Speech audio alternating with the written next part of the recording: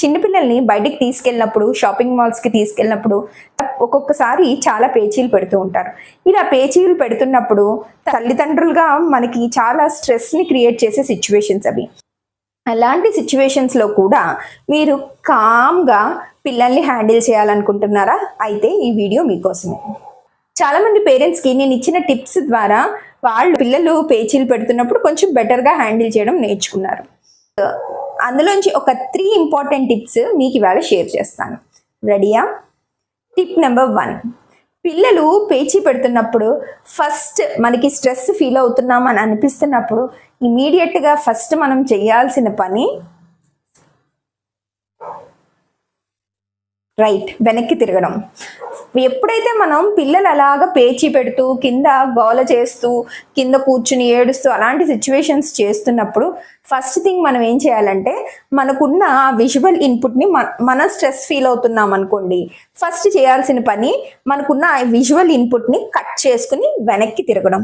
వెనక్కి తిరిగినప్పుడు ఏమవుతుంది అంటే పిల్లలకి మనకి మధ్యన ఉన్న విజువల్ ఇన్పుట్ కట్ అవుతుంది.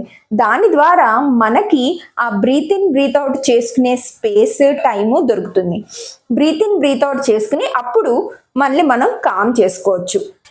టిప్ నెంబర్ 2 ఏంటో అర్థమైందా? 2 ఏంటంటే మ్యాజిక్ విస్పర్ చాలా వండర్స్ క్రియేట్ చేస్తుంది.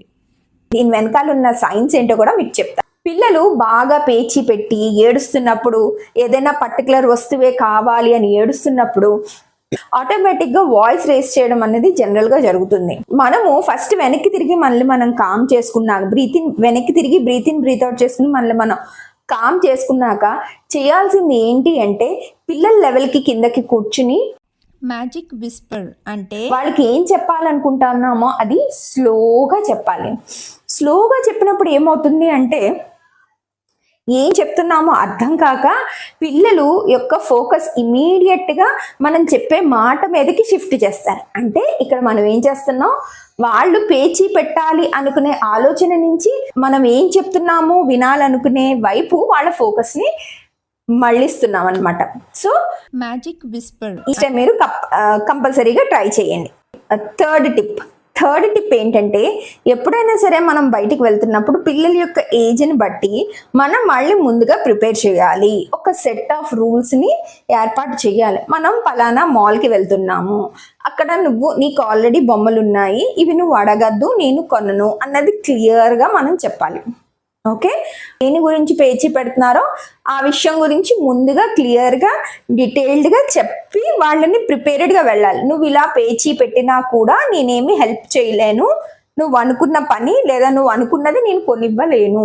ఇంట్లోనే బయలుదేరడానికి ముందే పిల్లలకి మనం ప్రిపేర్ చేసి తీసుకెళ్ళాలి. దీంతో పాటుగా ఇంకొక విషయం చేయొచ్చు. మనం జనరల్గా లాంగ్ జర్నీస్, ట్రిప్స్కి అలాంటి వాటికి వెళ్తున్నప్పుడు కూడా పిల్లలు పేచీ పెడుతూ ఉంటారు కదా, అప్పుడు కూడా ఈ టిప్ యూజ్ అవుతుంది.